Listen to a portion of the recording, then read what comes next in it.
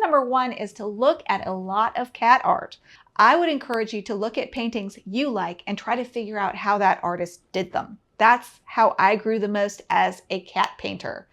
So let's take a look at some of my favorite artists and their work. I love Bev Joswiak. Let's take a look at some of her paintings. Here is a tuxedo cat. I love how she did the shadows. I love how she got it so loose, but it's still realistic. Another favorite of mine is Andrei Pinovac. He's on Instagram. He's also on Facebook, I think. He's got a few things on YouTube. You can watch him paint a few cats. And he is amazing. I love how he uses Sumi ink. I went through a whole Sumi ink stage, complete with video tutorials about how to paint like Andrei, especially in my Sadie era. When I still had Sadie, I painted her a lot. Not on her, but paintings of her. My other favorite cat painter is Yutaka Murakami, and he's Japanese. He's on Facebook too. You can follow him there. There are a few paintings on YouTube that are really hard to find. If you remind me in the comments to link to some tutorials I have of his that I found, it was hard, but I found them. Leave a comment if I forget and ask about that. And by the way, be sure to like this video if you enjoy it. If there is a hype button anywhere, it's kind of a new thing. If you get a lot from this tutorial, I'd really appreciate you pushing that hype button so the algorithm shows it to more people. Lisa Wang is the newest artist I've been following lately. I'm a total fangirl, and I will show you the painting that made me become kind of obsessed with her work of her cat. Here's one. That one's gorgeous, but there's another one that just took my breath away.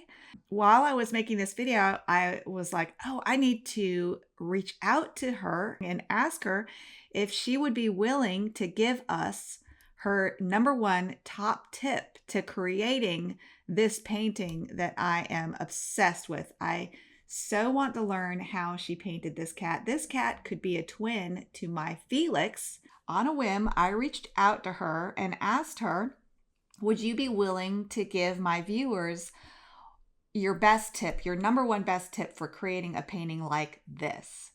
And she said that there's no number one best tip because you guys know with watercolor, there's a lot going on. But she said one of her top tips would be it's all about timing. And it's so funny, y'all, because Lisa happens to be married to Joseph Zbukvich, who, if you remember, I did a whole free video on his watercolor clock. And you don't miss that because with his watercolor clock, he talks about how there's all kinds of different pairings between how much water you have on your paper to how thick your paint is, how much water have you added to your paint, and pairing different levels of water moisture on your paper paired with different paint ratios that you're painting with give you all kinds of different effects. And Lisa's tip is that it's all about timing, puts in a third variable to this puzzle of you also have to have just the right timing. If you paint, for example, milk consistency paint on too wet, too glistening watercolor paper, your paint might bloom out of control, unless that's what you're going for. Say you're painting soft, fluffy clouds. Then in a painting like this, you really need to probably, Lisa can correct me in the comments if she wants to, but like some of these passages are clearly painted. Most of these are painted on some level of wet paper.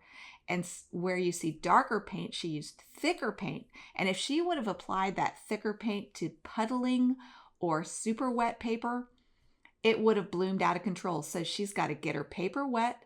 Then she's got to wait. That's the timing for the water to absorb into the paper. And that takes patience because you've got to let it evenly absorb into the paper, which takes a little bit of time. And then you can paint your cream consistency paint where you want soft yet dark passages that hold their shape but are soft on the edges. So that's all about timing. So thank you so much, Lisa, for reminding me about that really important tip. It's really important in watercolor to be aware of how wet your paper is and waiting for your paper to be the right moisture level, depending on what technique you're wanting. The more wet your paper is, the more your paint will bloom out. The more water you mix into your paint, the more it will bloom out. So practicing these techniques of using different levels of water to paint ratio paired with different amounts of water on your paper, which is affected by how long you wait until you paint on that paper. It all goes together. So thank you so much, Lisa. And I do want to give her workshop that she does with, yes, Joseph Zbukvich Dream Team. They do this yearly workshop in France. And I'm scrolling back up to find the information. Okay, this is actually the 2026 workshop information here. It's September 21st through 29th in 2026 in southern France with Dream Team, husband and wife team, Joseph Zbukvich and Lisa Wang. What an amazing trip that will be. So this is the information. It's in her Instagram. Just go to her Instagram for more information. Her Instagram is Lisa Wang Fine Art. Thank you so much, Lisa, for being so generous to share that amazing tip with us. And now back to my tips. Here we go. 4 years into my painting journey, I painted Hum Slice of Sun, which down the road, 20 plus years later, would help me get my signature status in Women in Watercolor. Why was I able to paint such a high level painting when I'd only been painting watercolor for 4 years? It's because I had a good reference. This is a painting of my cat Hummer. I loved taking pictures of him. He liked to lay in rays of sun and warm himself, and he would just glow. Beautiful yellows and oranges. And so I was determined to capture that look. And that is why I was able to paint this amazing painting of him, because I had a good reference. A lot of beginner artists don't even know that you should look at a reference, much less have a really good reference. But it is crucial to painting something really spectacular, special, if you want to paint in my style, which is loose realism. Now, if you want to have a more graphical or like comic book style or whimsical, I'm not talking to you. I'm talking to people who want to paint in a dreamy yet realistic way. You've got to have a good reference. All right, let's look at the good, the bad, and the ugly. This picture that you see here is good. It's decent. He's being lit by natural light to the side of his face, creating shadows on this side of his face. So he's got a nice shadow. Shadows are important because they tell us the story of depth and the light. See, this shadow in here is making it possible to see the edge of his fur. So the shadows are created because he is sitting in natural light that's coming through a window he's sitting next to. So this is decent. This is a decent reference picture, and you could paint a decent painting. But if you want a show-stopping painting, you're going to want this kind of light. Why is this light so special?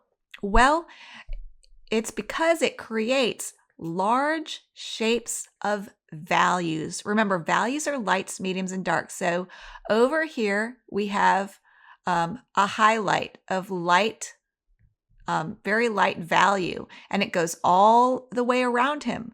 And this is a shape, believe it or not. This shape of the light that is going across his body, that is a shape. And that is, in abstract terms, an interesting shape to work from. And so that is being created by the dramatic light. There's also a shadow shape. I'm going to go over the shadow shape, and it goes all the way over here, around here a little bit. All this is in shadow, but all this is dark. So this could all be considered a shape too. This is considered the shadow shape, okay? And that's another shape. And that's a large shape of dark value. So dramatic light creates these value shapes, values being lights, mediums, and darks. So this is the dark value shape. And it has nothing to do with an eye or a chin. It goes across boundaries. And that ties your painting together to have a strong shadow shape, a strong light shape. And there's not too much mediums in this. If we painted this, there would be some mediums in here on the top of his head. There would be some mediums in the chair, and those are more meh values. And to create dramatic, striking artwork, like I did with Hum Slice's Sun, it is really helpful to have a picture of your cat in dramatic light like this. It helps. So it will help make for a much more dramatic painting if you do that. Not completely necessary. You can go with a good reference, but what you definitely don't want to do is use a bad reference. Let's look at an example and why this is bad. And this is a very common beginner mistake. A lot of beginners don't realize they need to work with good or at least decent light, no matter what their subject is. And if they don't, they're going to get a reference like this that is all medium values. There's not a lot of large dark shapes juxtaposed against dramatic large light value shapes. It's all just kind of medium and blah, and it all kind of blurs together. If you squint your eyes at it, there's really not much interest here as far as values. And remember, values do all the hard work. Color steals the glory. So if you want to set yourself up for success painting a beautiful cat painting, at least get good lighting, but aim for getting spectacular lighting. It will make you look like a much better artist than possibly you might feel like you deserve. Like my painting that I did only 4 years into painting of Hum Slice of Sun.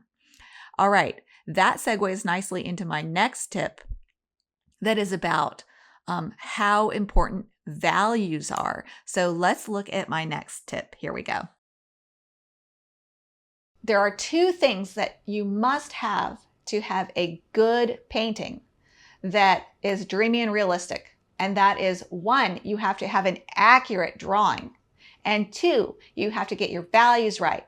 Values do all the hard work and color steals the glory. And I could do a whole video on that, but just think about that.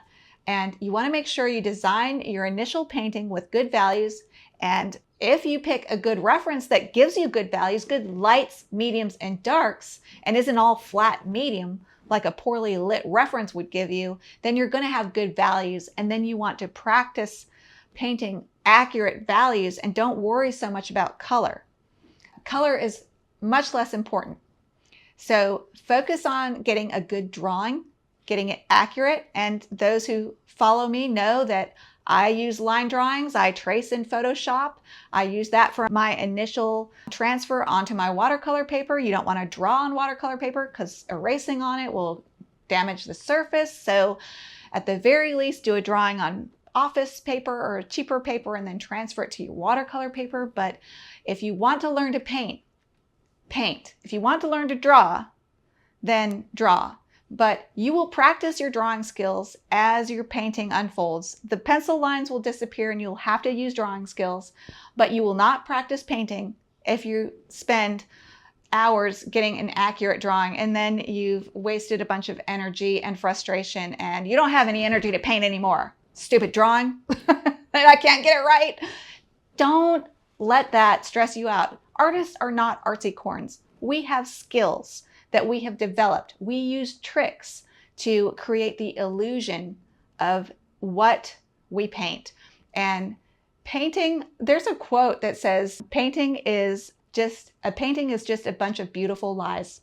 So get your values accurate and get your drawing right. And that will lay the foundation for success for the rest of the painting. Those are the 2 most important things to focus on as you paint if you're a beginner. All right, next let's talk a little bit about an underpainting, and I'm going to show you footage of me painting the underpainting for my latest new painting, Boss. And I painted it with bright colors. This is how watercolor works. Watercolor lightens up as it dries, and after you get a painting, after you put down your darks, it's hard to lighten them back up in watercolor. And it's also hard to brighten watercolor back up. You can't paint a hot pink over gray and make it look hot pink. Once you lose that full chroma of hot pink or a bright color, you can't bring back that brightness. It's hard to brighten up watercolor. It's easy to gray it down. So when you first start your painting, use colors that are almost too bright. Start with light colors and start with bright colors, like I did in this underpainting of Boss. And here you see me painting a lot of his underpainting for the fur with Transparent Birol Orange by Daniel Smith, which is a screaming loud orange. Now I added a lot of water, so when it dried, it wasn't too crazy, but it is a bright color. And I do that because I want to start with bright colors, so I have that option of having pops of bright colors in this painting at the end of the process, hopefully. And I did a lot of graying down of different areas, but pops of orange peek through at the final paint in the final painting. And I was able to achieve that because I started with a bright underpainting. So don't be afraid to start your paintings out and start your underpaintings out with really bright colors, because you can gray them down later. All right, let's talk about whiskers. I talk a lot about fence gate, fir gate, petal gate, brick gate, all kinds of gates. What is whisker gate? It's when you paint all the whiskers at the same arc and they're equidistant from each other. There's no break in the line. They're all the same. Don't do that. Cats' whiskers come in clumps of 3 and they have different curves to them. Each whisker is a little different, and as the light hits them, it makes them disappear sometimes in the middle of the whisker, so you can paint the whisker as a broken line. So don't have whisker gate. Don't make them evenly spaced. Even if they are in the reference, change it. If you have a reference that doesn't give you good whiskers, look at other whiskers of other cats so that you have 3 clumps of whiskers and they're unevenly spaced and not perfectly matched in the curvature of them, and some of them are broken. One of the core ways that I paint whiskers is I use masking. I have a whole free video on masking, and in fact, I will link several videos in the comments. In a pinned comment, I have a whole playlist about painting cats, and I have a whole playlist on painting fur. So what I cannot cover in this video is covered in other videos. So be sure to check out those playlists and videos. But masking is just a liquid plastic that you paint on. In watercolor, the white of your paper is the white in watercolor. So if you want white whiskers, you either have to paint them on at the end or use masking. They're almost impossible to paint around. I have done them. I have painted around them, like in this painting I'm showing you here. I liked how they came out, but it's hard. You got to really go fast, and it's really hard to paint around whiskers. So I recommend either using a white gel pen at the end of the painting process or using masking, which is a liquid plastic you paint on. I use a rigger. I water down my masking a tiny little bit. I scrub my rigger in soap, and I mask on with a rigger really fine lines. And the way I get my lines really fine is, 1, I add a little water to my masking, and 2, I dunk my brush in the masking, and then on the side of the painting or on a scrap piece of paper, I'll make a few marks so I get the most of the masking out of my brush. And so I just have a little bit of masking in my brush, and I can paint a finer, more controlled line.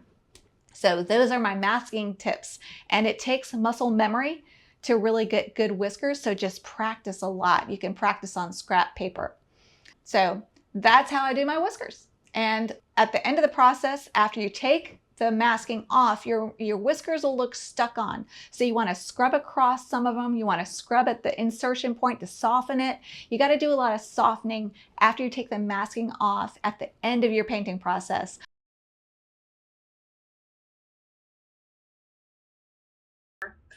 This is a size 2 Zen Royal and Lang nickel stiff scrubber. Like I said, you can also use the eradicator. Make sure everything's completely dry before you do this. And we're going to attach the whiskers onto the cat by scrubbing at the base.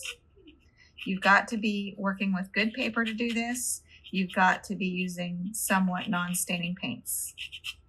I do have a whole video about my 10 favorite paint colors that I use almost exclusively on my YouTube channel, so be sure to go check that out.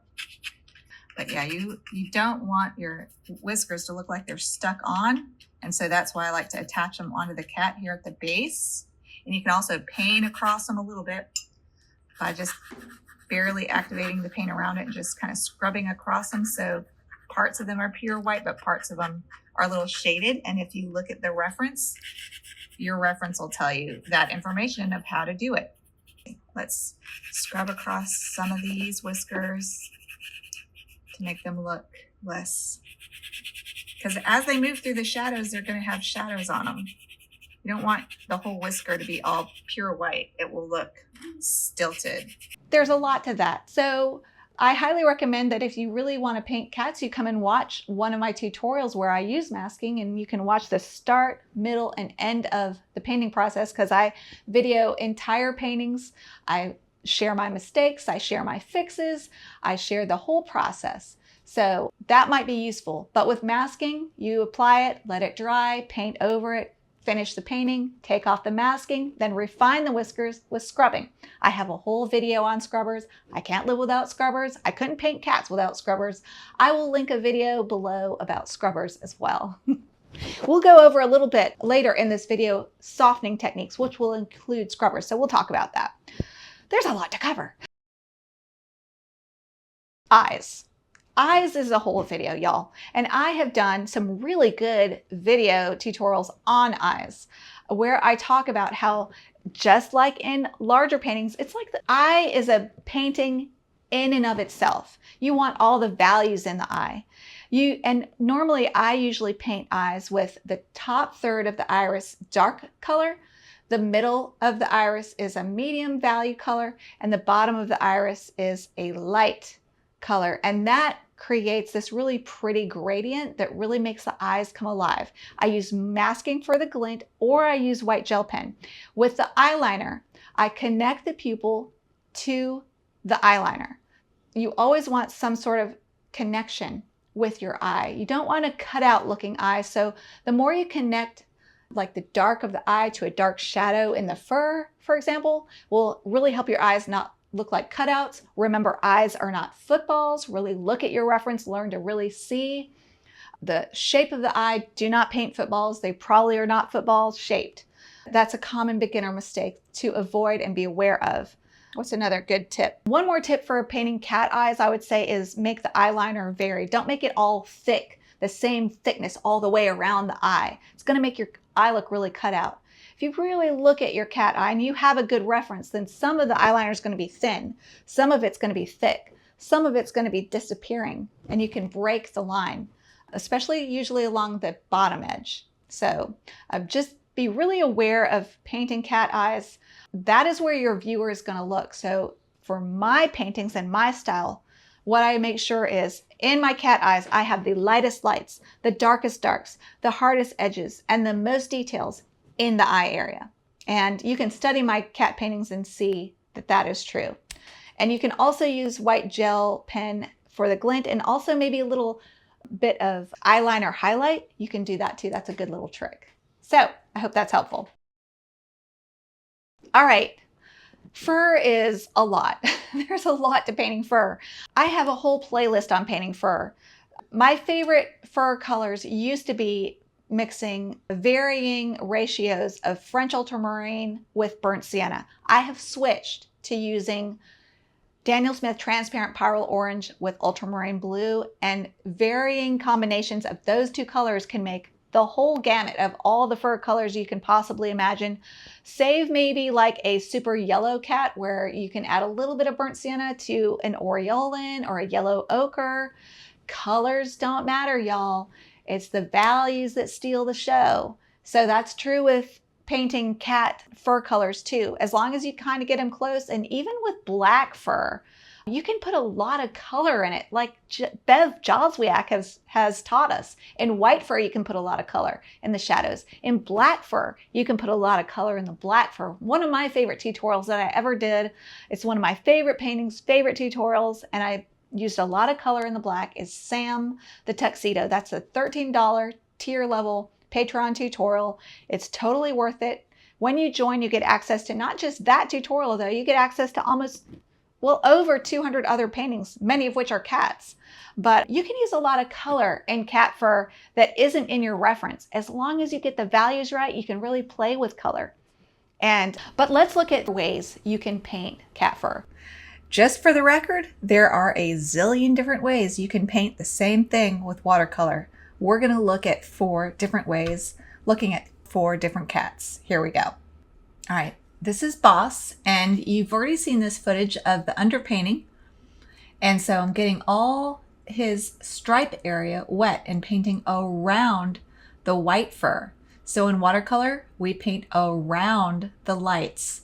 So if I wanted to put some dark in after this, I would paint the dark around the lights. So I put in my light orange, and now I'm putting in my medium orange with milk consistency, which is just a little bit thicker than tea consistency, meaning it has less water in it. Now I'm going in with a mix of French ultramarine and transparent pyrrole orange to get a chocolate color, or you can just use burnt umber. It's the same exact color. And this is about cream consistency. This paint has just a tiny bit of water added, and I'm painting it onto damp paper. And look at how beautiful and soft that effect is. So again, this is not puddling paper. This isn't really even glistening paper. The paint and the water have absorbed into the paper, making it what we call buckling. The paper starts to buckle when the water absorbs into it. And when you paint onto buckling paper with cream consistency paint, you get those soft effects. All right, here's another painting. This one is of a cat with more textures in her fur. This is a dilute calico. Again, long fur. So I'm putting down a lot of wet paint first, painting around some sparkles of white, notice, just to give the fur some dimension. And then I go in with thicker paint that looks like burnt sienna. And then I'm going to go in with even thicker black for her black markings. This painting went on to win an award in the Georgia Watercolor Society. And it got juried into another big online show. I think it was American Watercolor Society online show, which was really exciting.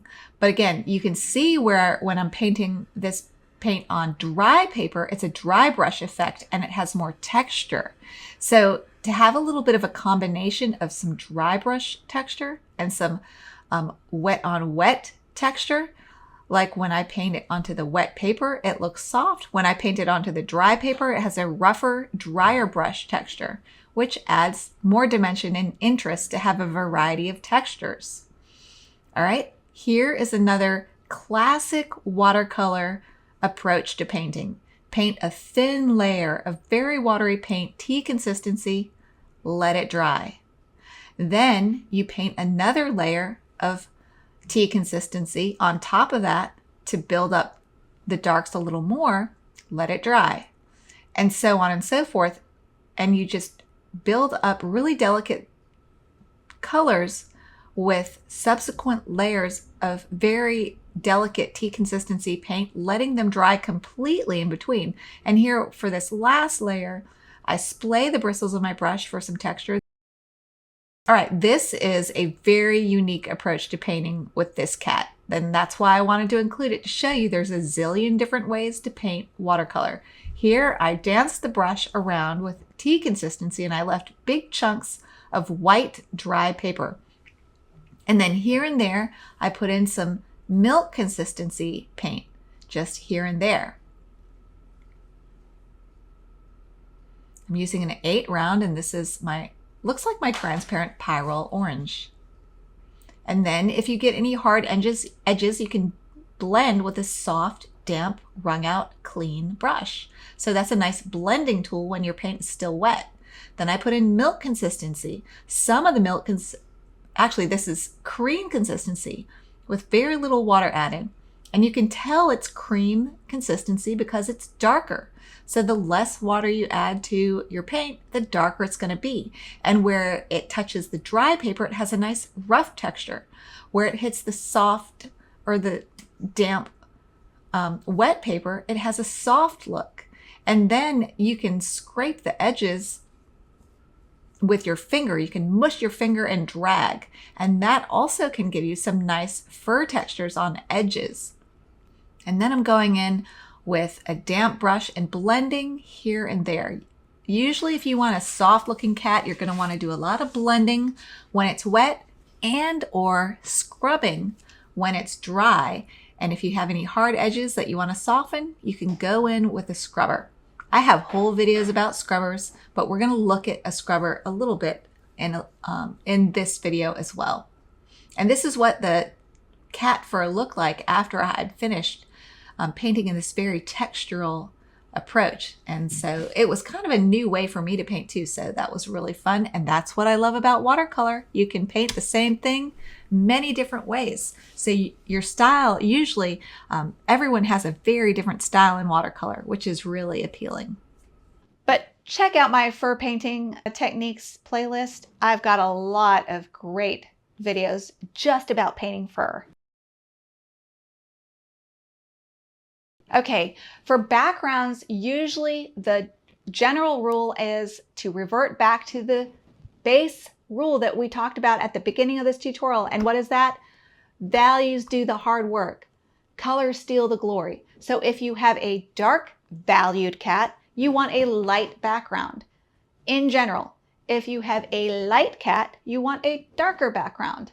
And that's just a general rule. And you want your background to be quieter and softer than your cat so that it recedes and just supports the cat. And the way that you do that is you make your background grayer and cooler. Don't put bright yellow in your background. It can be pulled off, but only by a master painter. Bright yellow in your background isn't going to look good. You want to stay with cooler colors, grayer colors. All right, this is true of any painting. Most paintings go through an ugly stage. Usually the reason why is twofold. One, the values aren't balanced out. There's too many medium values is usually the beginner mistake most people make. So you want to lighten some of those medium values with a scrubber or a magic eraser. Final thing I'm going to talk about is softening techniques. We'll talk about magic erasers and scrubbers then. So you can save your painting from the ugly stage by making the values more varied. Put in your darkest darks, your lightest lights, and lighten up some of your medium values, possibly. Every painting's different, but usually you need to balance out your values. And the other thing you need to do is put in the jewelry. What is jewelry? Of course, I have a whole free video about jewelry, but real quick, what is cat jewelry? It's the whiskers, it's the eye glint, it's the small details that you add to really make your painting all pull together. And you will be surprised how much you can pull your painting together if you stick to it through the ugly stage. Keep working through the ugly stage. Trust the process. You're okay. Come post your ugly stage painting if you are afraid that you have ruined your painting. You probably haven't. You probably have just hit the ugly stage. Come post it in one of my communities and we will help you. We love to give advice. And just like jewelry, you don't want too much. You don't want a bunch of spatter. Spatter is another way you can add a little bit of jewelry. But you don't want a bunch of bold spatter everywhere. A little bit of spatter can be good, but that's a whole nother topic too. Just like any kind of jewelry that you might wear, one piece of jewelry really adds pizzazz to an outfit. But if I had a bunch of jewelry on, it would be overwhelming. If I had no jewelry on, my outfit would be boring. It's the same thing with jewelry. You don't want to overdo it, but you do want to do it. And that will often also really help pull your painting together and out of that ugly stage. It's scary, I know. Come hold our hands through the ugly stage on my communities. We will help you. All right, this is a little bit of an advanced thing to talk about, but I think it's important to be at least aware of as your journey unfolds. If you're in the beginning stages of your watercolor painting with cats, just focus on getting good value balance, good variety of values, how to even paint your values correctly. getting your paint ratios correct, getting the right amount of moisture on your paper. There's a lot to juggle just with getting your values right, so don't worry about color. And before you worry about mixing just the perfect color that matches your reference just perfectly, first off, you don't need to do that. But what you do need to do to make your paintings better, if you've got your values right, is think about warms versus cools versus hots. Just like you want light values, medium values, and dark values in your painting, you want warm color temperature colors, cool colors, and hot colors in your painting. And what are hot colors? Think fire, think red, hot pink, hot orange, like I put hot orange in my boss painting, and it really made him glow. I put a lot of oranges in and warms in my Hum Slices Sun painting, and it really made him glow.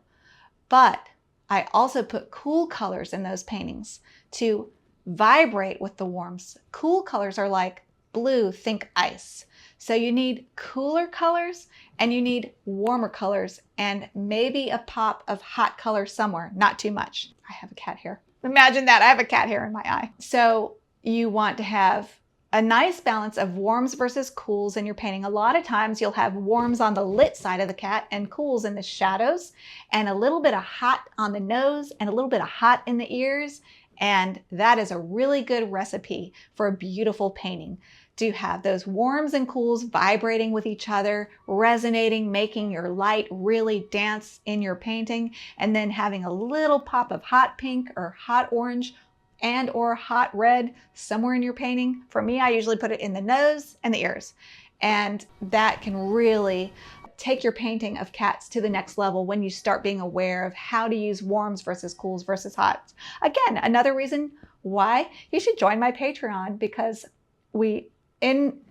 I integrate all this information throughout the tutorial. So it really is a lot easier to digest and integrate into your painting when you see these ideas and principles put to practice as a painting unfolds. Here's a little tiny tip. This is true of any painting. Again, you can apply this principle to anything you paint. And that is, if you put a color in one part of the painting, you need to put it at least a little bit, even if you water it down a lot, in other parts of the painting. For cat paintings in particular, a lot of times the only place that you have a bright color is in the eye. So if you have a bright green eye, you want to put a little bit of green somewhere else. Even if it's watered down and grayed down, put a little bit of that same green somewhere else in the painting, in the background or in the shadows of the fur. If you're painting Siamese cat eyes, put that color. Also find a way to integrate it somehow into the rest of the painting. And I did that in my boss painting. I added green to some of the shadows in his fur, and I put some green like in the corners of the painting, which I like to do. I call that vignetting my painting, where I put some darker colors in the corners of the painting, and I feel like it kind of pulls the viewer into the painting to do that. And I use green color in those corners of my boss painting because I had used the green in his eyes. But the next little section I want to talk about real fast is softening techniques. Cats are soft. What if you have a painting and you painted a lot of wet on dry techniques, and all of a sudden you have all these hard edges, and oh my gosh, it's not dreamy at all. To dreamify a painting, to make a cat look soft, you want to have soft edges. And you can cheat by creating softness with a scrubber. I use a scrubber so much in my painting process. A scrubber is just a stiff brush. It's stiffer than a watercolor brush. And you can use stiff scrubbers on tough papers, like Arches Cold Press will take stiff scrubbing. Bao-Hung will, I think Fabriano Artistico will, but more delicate papers won't take stiff scrubbers. So you use soft scrubbers. There's eradicators, which are softer. There's acrylic painting brushes that are stiffer than watercolor painting brushes, but stiff enough that you can use them to scrub and soften edges. So a lot of times what I'll do is I work with non-staining paint. I have a whole video about the 10 paint colors I use. This is most of them here. I only paint with 10 paint colors. I rarely use any other ones. And the reason why I have curated these specific 10 colors over 25 years of painting is because they granulate beautifully together. and they're non-staining for the most part, so I can soften edges, I can erase, I can scrub. So I use scrubbers to do some softening. You can also use magic eraser. And with both of these tools, you make sure your paint is completely dry. You make sure you're using the right paper with non-staining paint. You get your scrubber or your magic eraser, whatever you use, wet, and you can scrub at vigorously or just gently and soften all kinds of different pieces, parts of your cat to make them softer. So another way, of course, to get a soft looking cat is to paint it wet and wet, but sometimes that can go sideways. And if you paint wet and wet and your paint gets out of hand and it blooms somewhere and you make a mess, you can let it dry and you can just magic erase it and redo it if you used really tough paper and non-staining paint. Let's take a look at how magic eraser works. Remember, you do need to use non-staining paints. You need to be using tough enough paper to withstand the scrubbing. But if you're working on a fairly serious painting like a commission or something that you really need to be able to fix, or you want to use these techniques, be sure to use really good paper. And you get the magic eraser that doesn't have any cleaning agents added, and you do get it on your cleaning aisle. So you get it wet, you make sure your paint is dry, and then you just scrub the snot out of it, like I did for this commission. I had to do several series of scrubbings for this painting because it was a commission, and first my client didn't like the orange fur, so I had to erase that. And now you can see right here, it's gray. Then she didn't like the colors I put in their chest shadows, so I had to scrub those back out. And then she didn't like the vase. So she wanted the vase to go all the way across between the two cats. So I had to scrub the vase. I made a whole kind of funny video tutorial about this for free on my YouTube channel, so be sure to check it out.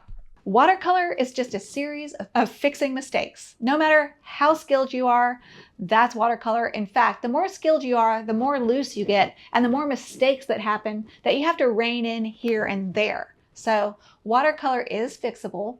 I have a whole video about fixing techniques, by the way. I will link that below. That's a lot for you guys to watch, but this world of watercolor is amazing, and the things to learn is endless, and that's why I love it so much, and I hope you do too. And okay, let's finish up with the bonus section of my favorite colors, especially, these are some good ones. These are good. For eye colors, oh my gosh, y'all. First off, this is toxic, so some of you might not like that, but this little gem, literally, it's like crushed gemstones as watercolor paint. It's genuine manganese blue, and they do make manganese blue hue. I don't know how good it is compared to this because this granulates and it's electric blue. And for Siamese cat eyes, oh my Lord, it's gorgeous and it's toxic. So be careful. And I get this one from a little Italian company called Della Magna. And I just made the most gorgeous blue eyes in my newest commission of 2 ragdoll cats that had these gorgeous blue eyes, and this manganese blue, man, it made their eyes gorgeous. And by the way, that whole painting process was crazy, and that painting ate a whole magic eraser because the client kept wanting changes. So be sure to go watch that video. Also, it's funny because I made the cats do funny things. So be sure to check that out. But another really good color that's a good base color for a lot of different cat eye colors is Winsor & Newton Winsor Green Gold. That is a gorgeous color, and you can use that as a base for eyes, and it's just a glowing yellow green. But this yellow is a pure pigment, so it mixes well with red and blue. So that's a great recipe for creating a lot of beautiful cat eyes. What I use even more is Daniel Smith Permanent Green Light, which is a gorgeous young yellow looking green, and if you need to gray it down, you can add red. If you need to darken it, you can add blue. So I use it as a base for all kinds of different greens, but for green cat eyes, I almost always use Daniel Smith Permanent Green Light. I like Holbein Aureolin as my yellow. Most Aureolins I know are not light fast, but Holbein's Aureolin is special and it is light fast. So that's a good one too. For those little pops of pink noses and paw pads, if you get to paint paw pads, and ears, I like Holbein Opera, which isn't light fast, but you can spray it with UV fixative. It's fine. And another good color for ear color and noses is M-gram Naphthol red is the most gorgeous red known to mankind. And it's not too staining, so it's fixable. I love that color. So I basically just told you all the colors in my palette. And to mix fur color, you don't need much more than French Ultramarine by Winsor & Newton and Daniel Smith Transparent Pyrrole Orange. If you mix them in equal ratios, they'll give you a gray, a black. And then you go towards orange and you get these beautiful orange colors. You go towards blue, you get these beautiful grays. So those are my favorite colors that I use for painting cats, but those are also the same colors that I use to paint everything. So that's my little bonus section for you. I hope you enjoyed that. And now I would like to tell you a little bit more about Patreon. Patreon is like subscribing to an artist. It was invented by artists who saw that artists' income usually goes like this. And we are not artsy corns. We don't eat rainbows. We still have to pay our bills. So it's nice to have an income more like this. And that is exactly what Patreon does for me. I get most of my income from Patreon, from teaching. So when you join my Patreon, it's kind of like subscribing. You pay a low monthly fee. I recommend the $13 tier. And in return, you get instant access to over 200 tutorials. I can't believe that, but over 200 tutorials of me painting mostly loose, dreamy, yet realistic animals. That's kind of what I do. I do have some landscapes. I've got some portraits. I'm working on this portrait of my son Parker holding a cat, by the way. That will be on my Patreon when I get it finished. So you can join my Patreon and get instant access to over 200 tutorials. And you can join for a year. If you join for a year, you can join on a monthly basis, but if you join for a year, you get even more access to me and in-depth critiques. You can email me your works in progress or your finished paintings and get more in-depth critiques. I do comment on almost every painting that gets posted in my free communities, but if you want more in-depth critiques, I recommend joining for a year. And you also get 2 months free. When you join for a year, you pay for 10 months and you get 2 months free. So it's a great deal. And the other good thing about those tutorials is they're hours and hours of footage with no ads. No ads, ad-free. That alone is worth the price. So I hope you'll join me there. But I need to go eat lunch. But at least join my Patreon for free to stay in closer contact and kind of look around and see what I offer. And what else? Come post in my free Facebook groups. Give this video a like and subscribe if you like my content. I'm always painting cats. I will always be painting cats. So if you like to paint cats, this is the place for you. I'm really tired. So I'm happy though.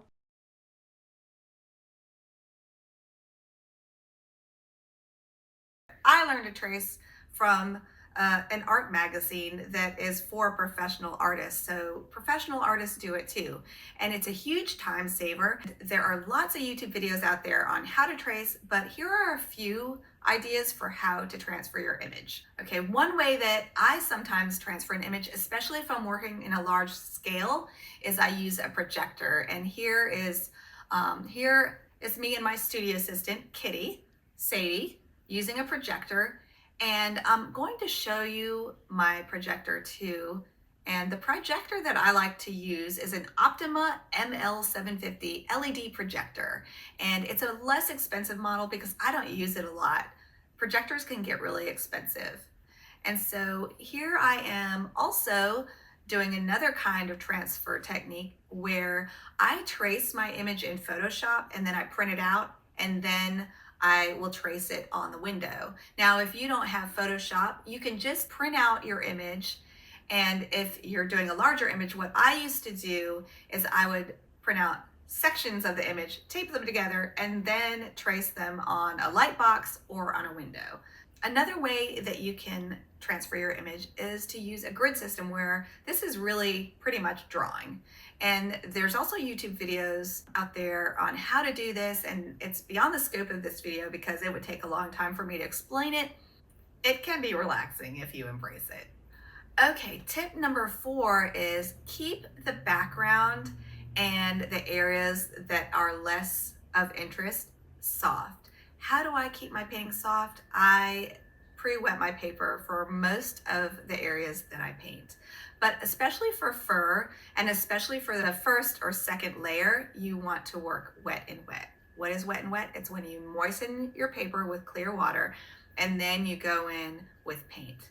In this little video clip I'm showing you, I'm putting in this cat's fur that's along his back. And what I really loved about especially this cat is I used a lot of water in this area, and then I went in with cream consistency paint on my paintbrush and dropped in some really dark passages of fur, and that really came out well. And here on this black cat, I'm using lamp black and ultramarine blue. One other art supply that I want to talk about is my whisk brush, which I use a ton. I'm using it here.